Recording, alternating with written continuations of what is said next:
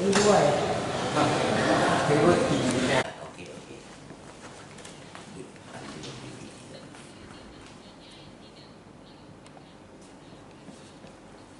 Oke.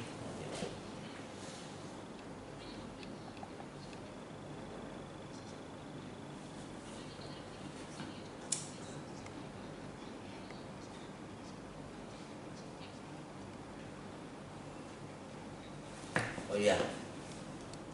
Ya. Oke. Yang maling-maling sehingga data positifnya dibuat mereka kabur. Pelaku dijerat dengan pasal 363 KUHP dengan ancaman maksimal 7 tahun penjara. Pagi Pak, di studio ada Baby dan Aldi ya Pak. Oh iya, selamat pagi Mas Aldi dan Pak Bibi.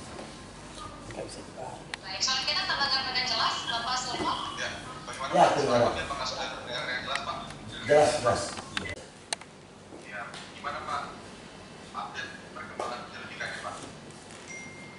Penyelidikan kasus terhadap cabul ya, persetubuhan di pondok pesantren ya.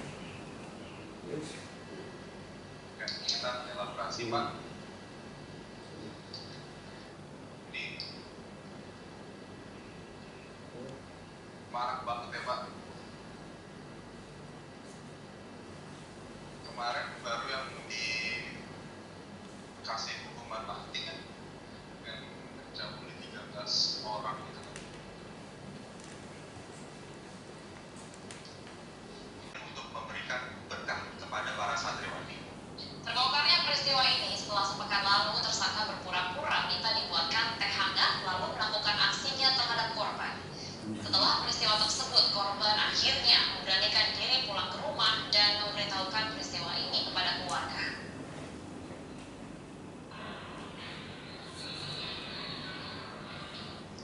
Ya, pemirsa, untuk mengetahui bagaimana perkembangan penyelidikan, telah bergabung bersama kami Kapolres Tulang Bawang Barat AKBP Sunhot Pesnalahi. Halo, selamat pagi Pak Sunhot. Terima kasih telah bergabung. Mengaku dan bagaimana perkembangan penyelidikannya sampai saat ini Pak?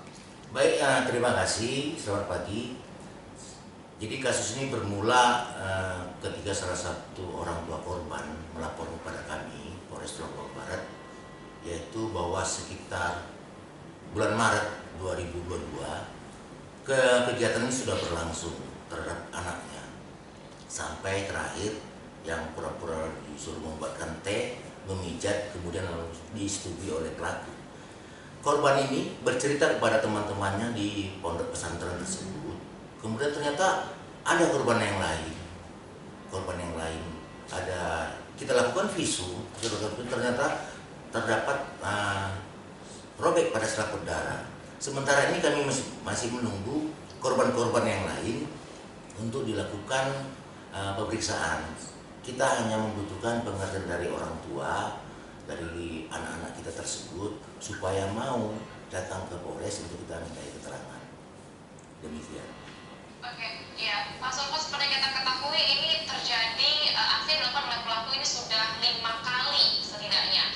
Dan akhirnya korban berani melaporkan kepada pihak keluarga. Sebenarnya apa yang terjadi yang menjadi penghambat korban melaporkan ke orang terdekat? Apakah ada ancaman yang dilakukan oleh pelaku terhadap korban, Pak Sunhot? Sementara ini tidak ada ancaman untuk korban melapor kepada orang tuanya. Hanya saja mungkin karena bujuk rayu dari si pelaku. Karena ketika akan melakukan itu selalu memberikan janji bahwa ini merupakan perbuatan untuk barokah dari Allah Subhanahu wa taala. Yang penting ikhlas melakukannya. Demikian. Kemudian tapi karena ini berlangsung secara terus-menerus, misalnya terhadap salah satu korban yang sudah 5 kali disetubuhin, ada yang sudah 2 kali, karena perbuatan itu berulang-ulang, kemungkinan tidak tahan, kemudian melapor kepada orang tuanya. Pak Sunhot, ini kita sebetulnya ingin mengetahui ya, kita juga bersama sih ya, kemarin baru saja masih lekat ingatan kita ada kasus pencabulan terhadap 13 santri yang kemudian pelakunya dijatuhi hukuman atau vonis mati oleh majelis hakim. Nah, bagaimana sih Pak sebetulnya kasus ini bisa terulang kembali di tempat yang notabene sama, begitu? Apakah kemudian pengamanan di pondok pesantren ini kurang dan anjuran apa yang diberikan agar ke depannya ini tidak terulang kejadian seperti ini lagi, pencabulan terhadap santriwati yang memang notabene mondok di situ, menginap gitu ya? Ya betul. Jadi mungkin ya perlu pengawasan orang tua ya, mungkin dari orang tua lebih mengetahui perkembangan anak-anaknya yang mondok di pondok pesantren ya. Kalau pengawasan di pondok pesantren sendiri bagaimana Pak? Apakah ada CCTV atau kamera pengawas di sana, dan apakah saat ini bagaimana yang pondok pesantren sendiri merespon kasus ini?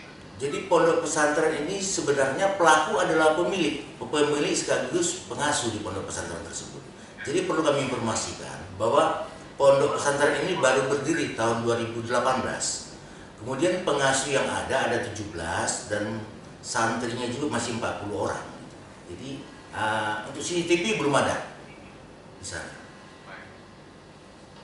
Ini tadi kalau Bapak sebutnya memang harus anak-anak ini terbuka kepada keluarga. Setuju. Dan lagi-lagi ini menjadi sorotan karena ini merupakan pemilik pondok pesantren yang seharusnya memberikan contoh kepada anak-anak ini generasi penerus, tapi malah merusak masa depannya Ya. malah. Baik. Baik, terima kasih. Pak Sulawani, terima kasih sudah bergabung bersama kami di lapor polisi Pak. Baik.